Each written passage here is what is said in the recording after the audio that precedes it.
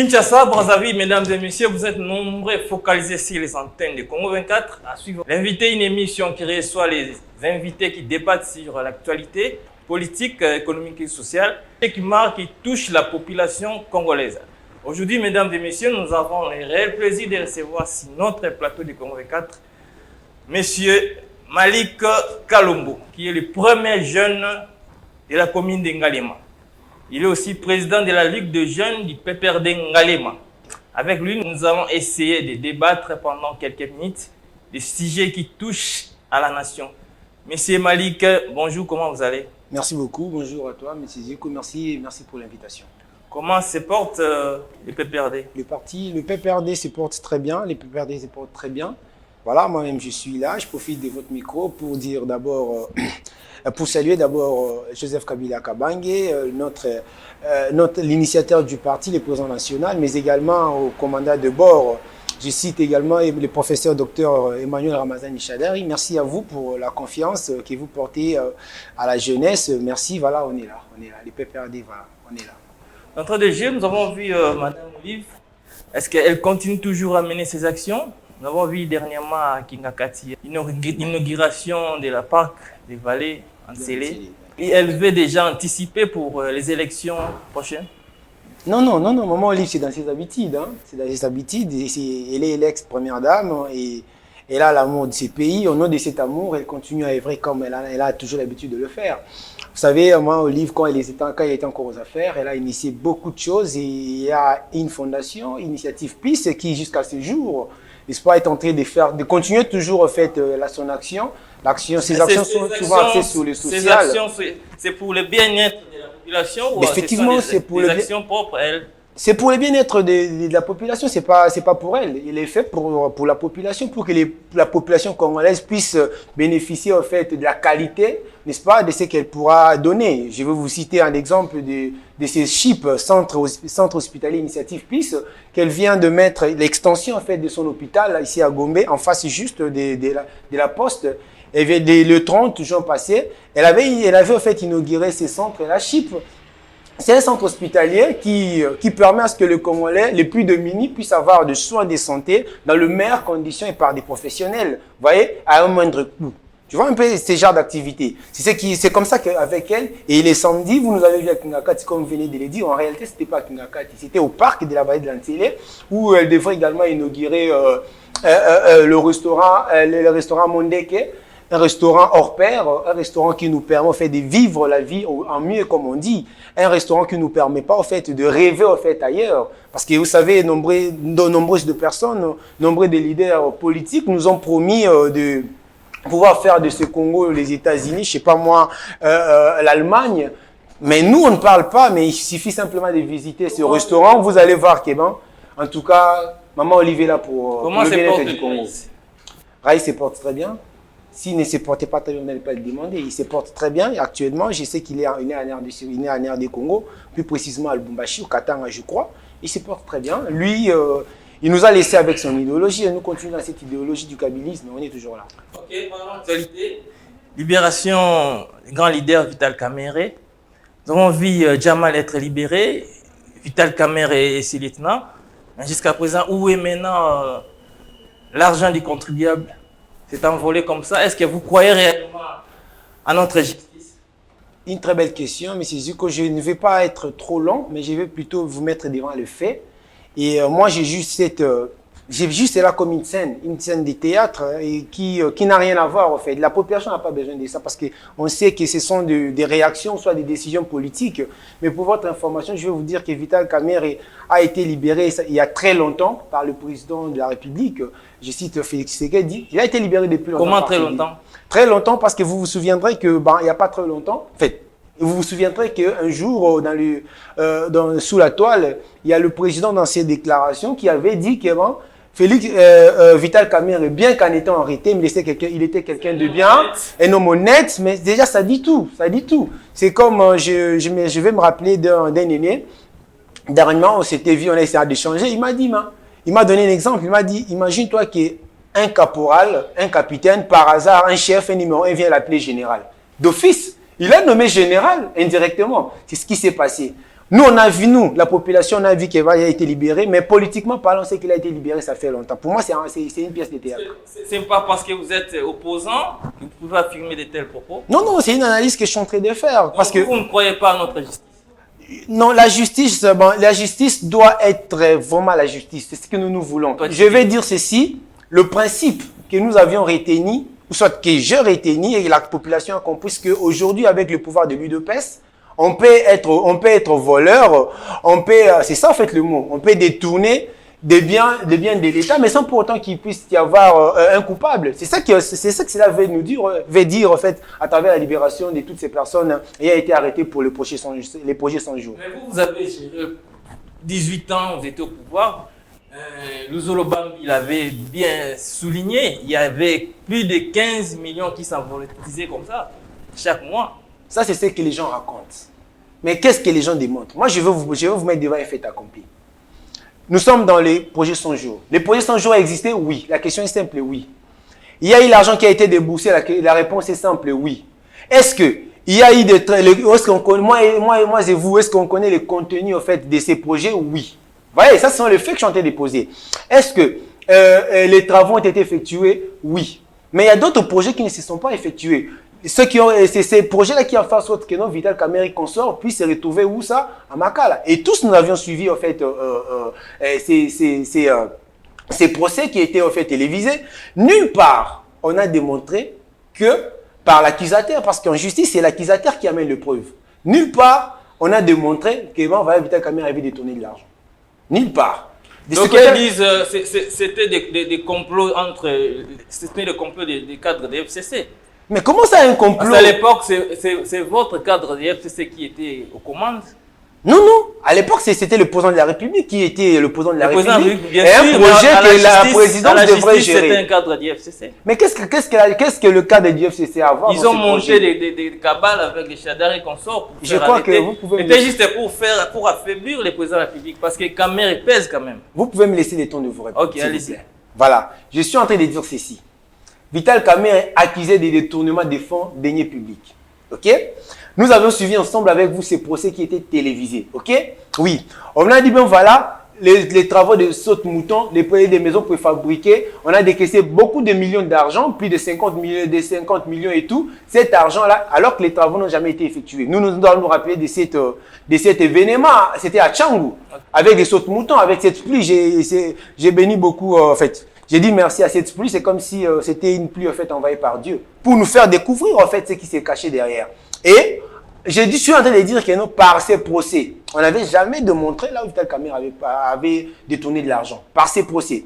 Bien plus tard, on voit que bon voilà, le président qui s'est dit que Vital Kamerhe était un homme honnête, ainsi de suite. Et aujourd'hui, il est libéré. Maintenant, la question est simple parce que les autres moutons, vous allez vous souvenir que ça a pris en fait sa continuité lorsque le gouvernement à l'époque, Iloukamb avait pris les choses en main. Oui. Maintenant, à ce qui concerne les maisons préfabriquées jusqu'à ces jours. Maintenant, quand vous libérez toutes ces personnes citées, dites-moi maintenant, alors qu'il n'y a pas de commanditaires, dites-moi, donc l'argent s'est volatilisé de soi-même. Alors que il y a le juge Nyani qui est mort et sa famille aujourd'hui, jusqu'à ces jours, je me dis qu'ils ne pardonneront jamais en fait, au pouvoir de l'UDPS. Parce qu'ils ont perdu un dollar à cause de ces procès. Et par rapport à cela, il y a eu des résultats. Les résultats, c'est que non, le juge, Benoît Lamba et les autres ont été promis. Mais aujourd'hui, ils ne le sont plus. Maintenant, la question est se poser où est parti cet argent. C'est là où maintenant, Djamal a confirmé qu'il y a des pièces qui arrivent. Mais Djamal qui a confirmé qu'il y a des pièces qui arrivent. Mais aujourd'hui, Djamal a eu sa liberté avec toutes les autres. Vous voyez. Maintenant, la question est que pourquoi on ne démontre pas alors les commanditaires ou soit la personne qui a réellement détourné cet argent. C'est là où maintenant l'IGF devrait profiter pour se faire crédible au sein de la population.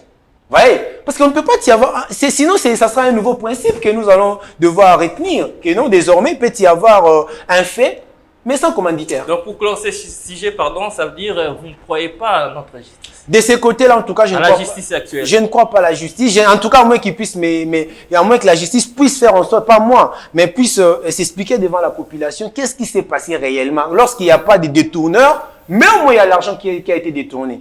C'est simple à comprendre. La justice doit faire un travail. Qui doit avoir fait cela? Parce que tout ça sont des faits que nous connaissons et que nous maîtrisons. Conflit Rwanda-RDC, Nous avons vu sommet Luanda, il y a toujours conflit entre Paul Kagame et Félix Tshisekedi.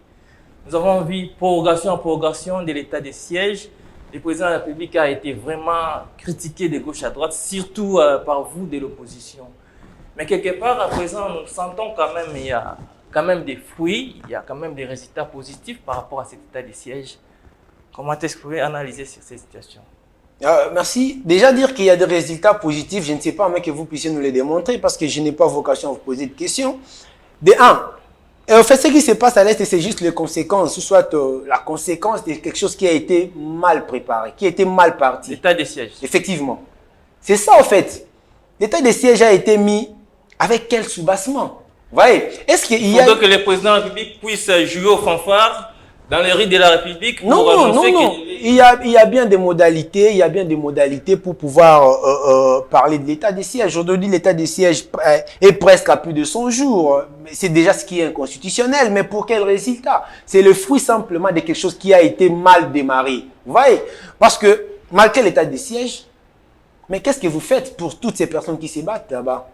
Malgré l'état de siège, mais aujourd'hui, d'après la Constitution, l'état de siège ne peut pas atteindre 100 jours. Mais aujourd'hui, on est à plus de 100 jours. Pour quel résultat? Vous voyez, déjà, c'est quelque chose qui devrait en réalité remettre en question cette décision du président de la République. Ou soit l'Assemblée. Pour contrer, qu'est-ce que le président de la République devait faire? Le président de la République devrait d'abord préparer les basiques avant de lancer.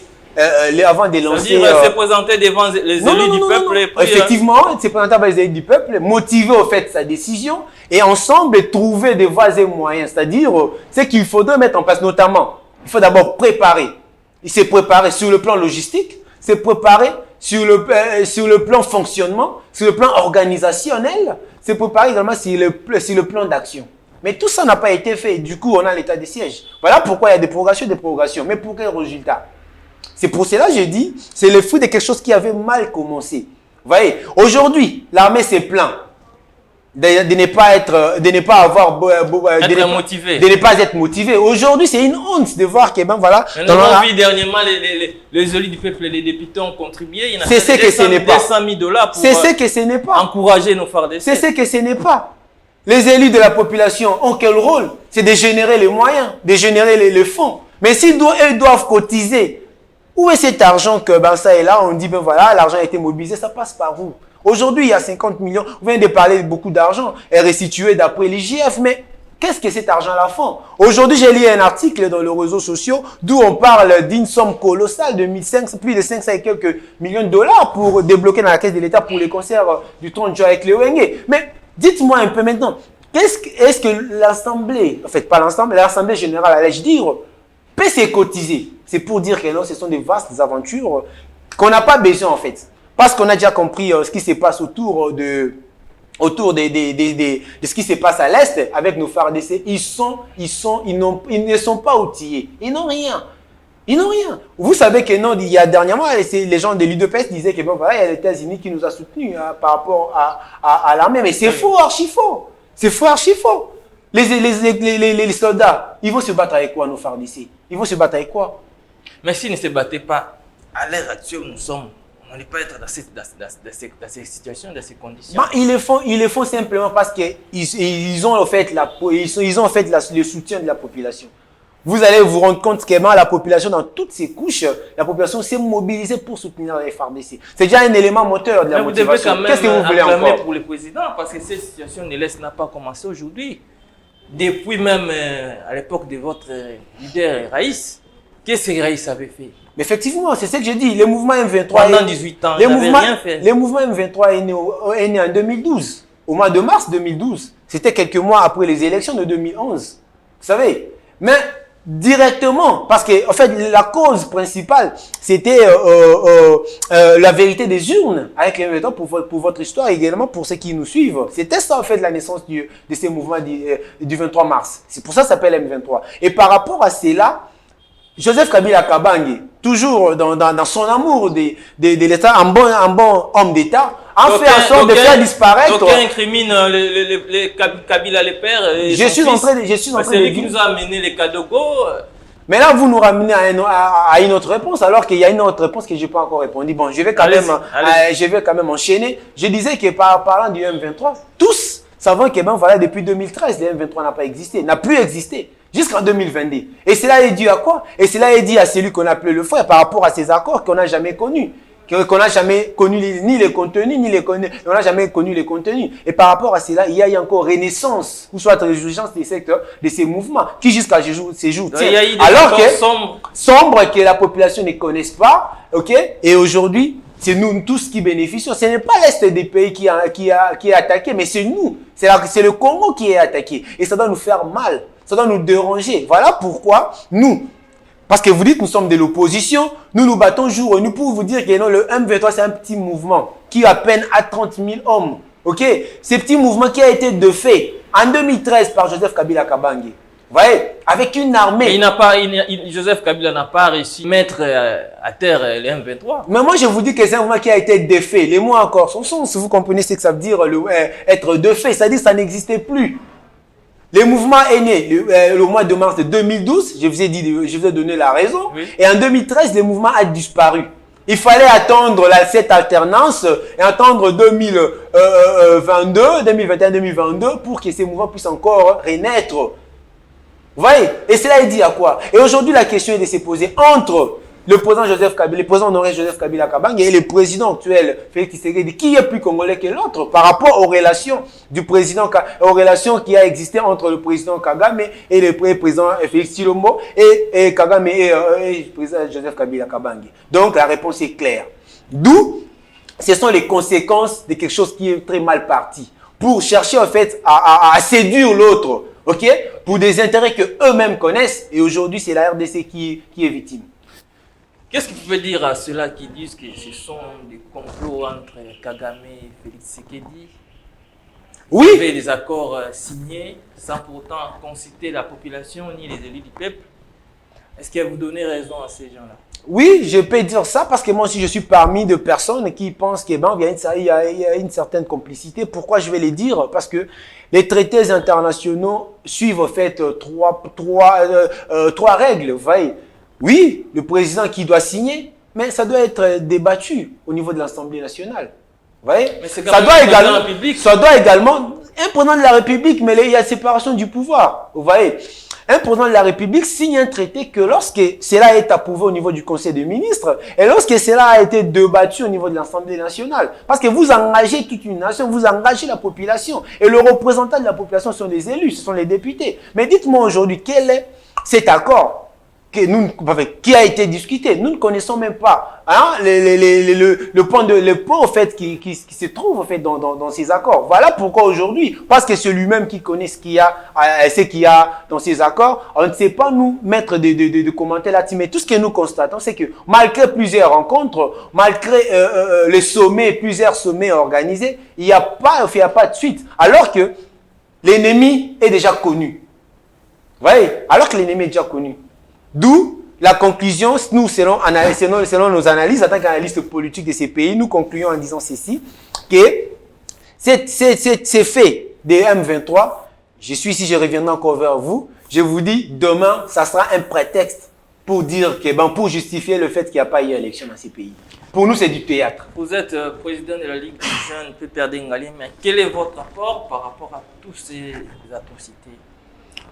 Tout ce que nous faisons, nous, d'abord au niveau Bien que vous êtes opposant, mais vous êtes aussi congolais. Oui. Ça veut dire quand ça brûle à la maison, vous devez quand même fournir des efforts aussi à chercher la solution. Tout à l'heure, je viens de vous dire que c'est pas quelque chose qui touche l'Est, mais quelque chose qui touche toute la population. Quel est l'apport des jeunes des PPRD? Les PPRD se mobilisent pour soutenir les FARDC. C'est tout ce que nous pouvons faire à notre niveau. Non, pas pour critiquer les présidents. On n'est pas là pour critiquer. On a compris le contenu. Vous savez, je vais vous dire une chose. La marche pacifique organisée par la FCC, nous étions là. Cette marche avait pour but de soutenir nos FARDC. Et c'est nous qui avons en fait, par cette activité politique et pacifique, nous avions démontrer que effectivement c'est M23 avec Kagame qui est derrière le M23. Puis je crois 2, 3, 4 jours après, nous avons directement constaté que le porte-parole de l'armée a clairement révélé que bon, voilà, c'était bien et bien le Kagame qui était derrière le M23. Et après, on a vu les ministres Patrick Mouya qui passent à la télé pour dire que bon, voilà, pour essayer un peu de refuser ce que la population a compris. On a encore essayé d'organiser une marche de santé, une marche de santé, allais-je dire, une marche pacifique pour annoncer que réellement c'est Kagame qui est derrière. Et après, quelques 2 jours, 3 jours, il y a Patrick, le ministre Patrick Mouya qui a acheté des communications, merci, qui a également révélé que ben, effectivement c'était cela qui a été dit au niveau du Conseil des ministres. Vous voyez, c'est ça aussi notre rapport. On n'a pas besoin que les Congolais marquent pour que nous puissions nous sentir à l'aise. Mais on a besoin plutôt de démontrer les faiblesses de ce pouvoir de l'UDPS. Les faiblesses sont à quel niveau? Il n'y a pas d'accord parce qu'il n'y a pas de diplomatie. Bien que les chantent chaque jour, la diplomatie agissante, mais il n'y a pas de diplomatie dans ces pays. Et c'est Malik Kalombo. Oui. Est-ce qu'à l'étape où nous sommes, vous pensez vraiment demain ou après-demain, les peuples congolais, la population congolaise en général va retrouver vraiment sa sécurité? Merci, une très belle question. La sécurité de la population congolaise, les peuples congolais peuvent retrouver cette sécurité si et seulement si le président de la République considère le voix des uns et des autres, il considère la voix de la population, il considère la voix de ceux qui pleurent. Vous allez vous souvenir, lors de la campagne de l'actuel président, il avait dit qu'il donnerait sa vie pour que la paix règne où ça? À l'Est. S'il faut même aller y habiter. Il n'y a jamais, mais on connaissons tous la réalité. C'est encore parmi des promesses. Vous voyez, nous espérons à la sécurité. Et la seule chose qui peut faire en sorte qu'aujourd'hui la population congolaise puisse retrouver sa sécurité, c'est de voir Félix, c'est de raconter l'histoire de Félix Tshisekedi au passé, en 2023. Est-ce que ce n'est pas la présence des forces régionales? Ce n'est pas par... Vous dites? Ce n'est pas la présence des forces régionales, comme disent les autres. Non, quelle présence de la force régionale? Je vous dis que bon, tout ce qui peut être fait. Vous imaginez qu'un petit groupe comme le M23 puisse réunir 3 présidents? Mais pour quelle fin? Pour quel but? À votre avis, voilà, la présence des forces régionales ne va rien aboutir? Mais cette force-là, est-ce qu'elle est motivée? Cette force-là a des matériels sur le plan logistique. Hein? A des matériels sur le plan logistique. Alors, est-ce qu'il y a de l'argent débloqué quant à cela? Oui, on nous apprend dans le réseau que bon, voilà, il y a un budget qui a été vu à la hausse. Mais pour quel but? Vous voyez? Bah alors, mais par contre, il y a des fonds qui sont débloqués pour des choses que moi j'appelle personnellement de futilité. Notamment, bon voilà, on fait venir les reliques en fait du parti Emery Lumumba pour dépenser autant de millions, plus de 50 millions, alors que cela n'est pas approuvé. On dépense plus de 2 millions. Normal, on ne pouvait pas laisser longtemps les reliques de Lumumba. Est-ce que c'était une urgence? Est-ce que c'était primordial? C'est ça la question. Bien que les Raïs n'a pas pensé à ça. Non, non. Mais quand même, Fachi étant fils du pays, je suis en train de dire ceci, mais c'est Zico. Est-ce que c'était une urgence? C'était important ces moments. Écoutez, je vais ouvrir une parenthèse que je vais vite refermer. Okay. Les reliques des partis Emery Lumumba est importante, oui. Mais est-ce que c'était le moment? Est-ce que c'était le moment? Pendant que cet argent-là pouvait participer, n'est-ce pas, à la logistique de l'autre côté. Parce qu'ils en manquent. Nous, aujourd'hui, nous avons à plus de 50 000 hommes. Au niveau de l'Est. Mais il n'y a pas que la RDC qui a débloqué. La Belgique aussi a débloqué un montant. La Belgique a débloqué, la Belgique a débloqué un montant. Mais qu'est-ce que fait ce montant? C'est ça le grand problème. C'est pour ça que je suis en train de dire que ces faits, notamment le fait que je viens de citer, et le fait de Fidel Kamere, le fait, tout ce qui s'est dit ici, que l'IGF devrait faire un effort pour se faire crédible au sein de la population. Actuellement, l'IGF n'est pas crédible au sein de la population à cause de cela. Le fait qui intéresse directement la population, l'IGF n'est pas là. Mais l'IGF plutôt s'intéresse aux choses qui n'est pas du tout urgent. Vous voyez, je viens de citer un cas ici, les cas de ces mausolées des partis Emery Lumumba. Est-ce que c'était une urgence en fait? Il y a quelque chose qui est important, mais un qui n'est pas opportun. Vous voyez, ce n'était pas pour moi une importance. Cet argent-là devrait être alloué. À votre avis, ça devait servir? Ça devait servir en fait à l'armée au niveau de l'Est qui ont besoin qu'on puisse les soutenir sur le plan logistique. Mais Raïs a laissé les militaires à combien? Les salaires? Raïs. Mais quand même, Fachi a augmenté. Bon, ok, d'accord, ça c'est selon ce que vous dites. Mais je vais vous dire que non, Raïs a laissé une armée forte, 8e en Afrique. Et Raïs, avec ce que vous dites, Raïs a fait disparaître les M23 depuis 2013. Et n'a plus existé jusqu'à 2022. Je crois que j'ai donné la réponse. Nous allons chuter.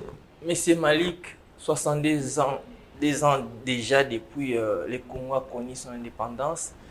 Est-ce que s'il faut faire la différence entre les institutions des années 1960 et les institutions actuelles, est-ce que les institutions actuelles sont vraiment crédibles vis-à-vis de sa population?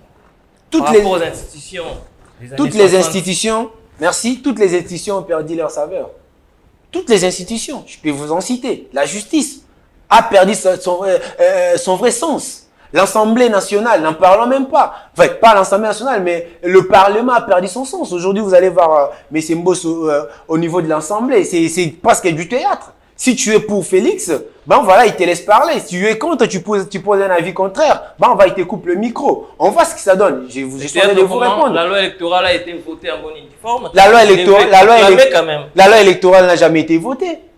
Pour votre information, de toute façon, la loi électorale, moi personnellement, en tant que PPRD, en tant que FCC, je n'ai jamais voulu mettre commentaire là-dessus parce que ça n'a jamais été consensuel. Ah là-bas, bon? C'est la République de Pomba. Ça n'a pas commencé aujourd'hui. Genang à l'époque aussi. Non, été votre élément. Il y a une forte différence. La différence est au fait que nous, avec Nanga, tout le monde avait adhéré. Mais ça, il y a le FCC qui n'a pas adhéré. Machine à voter. Peu importe. Mais c'est cette machine à voter qui a fait aujourd'hui des présidents de l'UDPS président. Vous voyez? Alors, pour dire ceci, messieurs, les institutions ne sont plus aujourd'hui indépendantes. Ils dépendent aujourd'hui du pouvoir de Félix Tshisekedi Tshilombo. Et à chaque fois, ils disent que bon, voilà, j'instruis. Vous allez vous rappeler de plusieurs discours du président. Bon, voilà, j'instruis à l'Assemblée. Est-ce que c'est là? Il ne peut pas exister dans notre pays qu'un président de la République puisse instruire au Parlement. Ça ne peut pas exister au nom en fait, de l'autosuffisance de chaque institution. Vous voyez. Mais aujourd'hui, toutes les institutions, y compris les chefs qui travaillent pour lui. Vous voyez. Donc, c'est pour dire qu'aujourd'hui, comparativement au passé, toutes les institutions sont instrumentalisées. Toutes institutions dépendent d'une telle personne. Il n'y a aucune institution qui est aujourd'hui qui peut se dire indépendante. Voilà pourquoi nous qui continuons dans ces combats du kabylisme, ok, nous sommes fiers d'avoir une autorité morale comme je l'ai dit. Qu'est-ce que vous envisagez pour 2023? Ce que nous envisageons pour 2023, c'est de raconter l'histoire de Félix au passé. On ne va même pas lui laisser une seule minute. Ça, c'est clair, en ces moments ici. Encore quoi? Pendant 18 ans, vous avez mal géré. Pour faire encore quoi? C'est vous, mais je mets que demain, après-demain, plus tard, vous puissiez encore me réinviter pour parler de ce que vous venez de dire, mal géré. C'est quoi, c'est mal géré? Vous savez, si aujourd'hui, je vais vous dire ceci. Les 5 chantiers. Je vais vous dire ceci. Toujours à chantier jusqu'à présent. Oui, les 5 chantiers, il y a des chantiers qui ont existé et qui existent. Donc, vous avez chanté la gratuité à vous. Dans votre pouvoir mise en application. C'est ce que je chantais de dire. Les 5 chantiers a réellement existé et dans votre pouvoir actuel, excusez-moi de dire votre pouvoir, dont le pouvoir de l'UDPS actuellement en profite. Aujourd'hui, tous ceux qu'ils inaugurent, tous ceux qui sont tentés d'inaugurer, ce sont des choses, ce sont en fait le résultat de la révolution de la modernité, le résultat en fait des 5 chantiers. Aujourd'hui, qu'est-ce que nous pouvons parler aujourd'hui des pouvoirs de l'UDPS? Rien du tout. Je vais vous en citer. Nous avons les projets 100 jours. Parce qu'il y a pourquoi? Il y a des projets qui sont ramassés. Il vous suffit simplement de regarder son discours de campagne, regardez les discours d'investiture, regardez ces différentes adresses à la nation. Vous allez voir qu'il y a des discours, il y a des projets comme ça ramassés et qui au finish n'ont pas de début ni d'aboutissement. Je vais vous citer les projets Chile Gelou, 2 millions décaissés. Je vais vous citer les projets 145 territoires, plusieurs millions déboursés jusqu'à aujourd'hui, sans compter plus de 250 promesses réalisées bientôt. Vous allez avoir ces livres de plus de 250 promesses qui n'a jamais réalisé. Maintenant, en quoi est-ce que vous aujourd'hui condamner Joseph Kabila Kabange qui vous a laissé les instruments de développement? C'est pour ça que je dis le kabylisme, c'est un pouvoir. Le kabylisme, en fait, c'est une école. Le kabylisme. C'est quoi en fait? Bon, en fait, pour moi, premier jeune Ngalima qui vous parle, le kabylisme en vrai, pour moi, devrait être une... si on peut faire des kabylistes... Moi, je suis kabyliste. C'est ça que je viens de dire. Je suis en train de vous répondre. Pour moi, le kabylisme, en principe, aujourd'hui, devrait être une école. Le kabylisme devrait être une science. Vous voyez?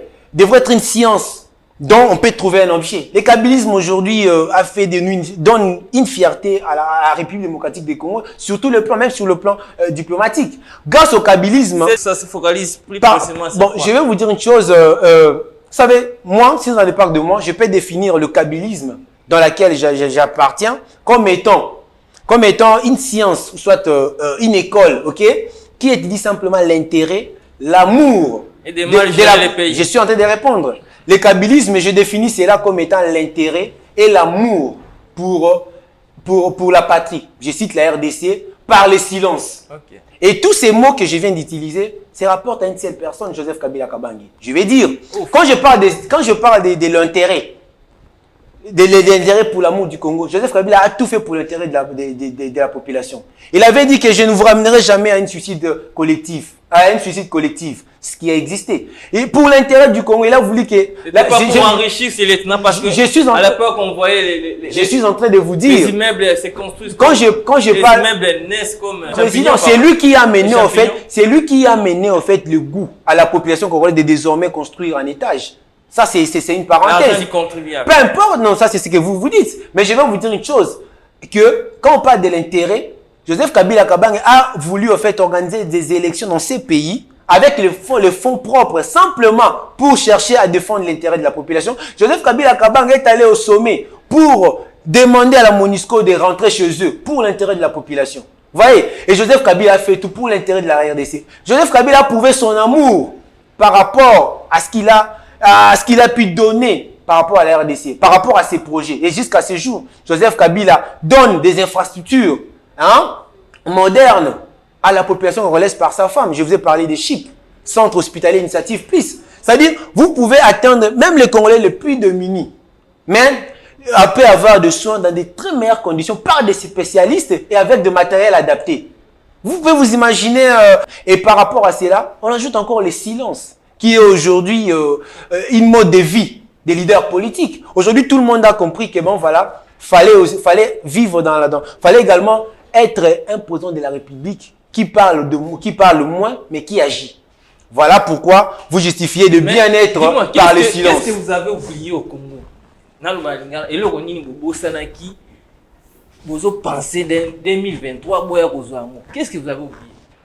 Non, personne ne peut croire en vous, personne. Je ne sais pas. Ça, c'est ce que vous dites. Moi, je suis un homme du terrain.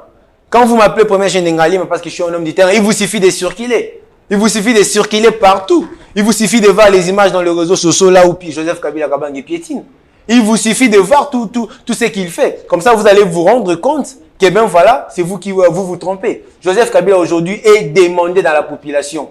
Parce que Joseph Kabila a montré, nous a aidé aujourd'hui, il nous a aidé à comprendre aujourd'hui que malgré 37 ans de lutte comme opposants de l'UDPS, ils n'avaient encore rien comme plan de société pour pouvoir amener ces pays là où ils voulaient. Oui, mais Joseph Kabila, même pas 15 personnes proches lui aider à bien gérer. Non, il n'a pas réussi à changer l'homme congolais. La vérité, c'est qu'on a beaucoup appris. En étant dans l'opposition, on a beaucoup appris. Ça, il faut pas l'oublier. Joseph Kabila, commençant par lui, c'est que nous tous, nous avons beaucoup appris. Mais la crainte, c'est à quel niveau? Félix Tshisekedi Tshilombo, président de la République, avec l'UDPS, qui ont fait 37 ans, de lutte comme opposants. Je me dis qu'ils connaissent bien Passi à Congolais. Parce que tout ce que les Congolais pouvaient avoir comme besoin à l'égard de Joseph Kabila encore président, lui, il les connaît. Il devrait faire mieux. Mais par contre, aujourd'hui, Félix Tshisekedi Tshilombo est un malheur pour la République démocratique du Congo. Donc de ce côté-là, vous deviez vérifier, vous devrez descendre sur terre pour voir qu'aujourd'hui, plus que jamais, Joseph Kabila est demandé partout, dans tout le coin et recoin de la République démocratique du Congo. Monsieur Malik Kalombo, merci d'avoir accepté notre invitation. Avez-vous un mot à adresser aux jeunes du PPRD qui vous suivent? Aux jeunes du PPRD, restons toujours concentrés et vigilants par rapport à cette lutte de résistance que nous sommes en train de faire. Et nous allons en fait gagner parce que en 2023, nous sommes prêts de faire partie Félix Tshisekedi qui ne sera plus président en 2023. Il doit organiser les élections. On sait déjà que ben voilà, tous ces accords, ce sont des théâtres, il est en train des choses qui vont faire en sorte que nous, demain, ils puissent en faire un prétexte pour ne pas organiser les élections. Nous avons besoin des élections en 2023 et nous croyons à la jeunesse congolaise qui est derrière le PPRD. Merci beaucoup. Mesdames et messieurs, nous sommes à la fin de notre émission L'invité. Nous avons reçu M. Malik Kalombo, qui est le président de la Ligue de jeunes du PPRD Ngalima. Quant à moi, je vous retrouve prochainement pour un autre numéro de L'Invité. Merci, à la prochaine.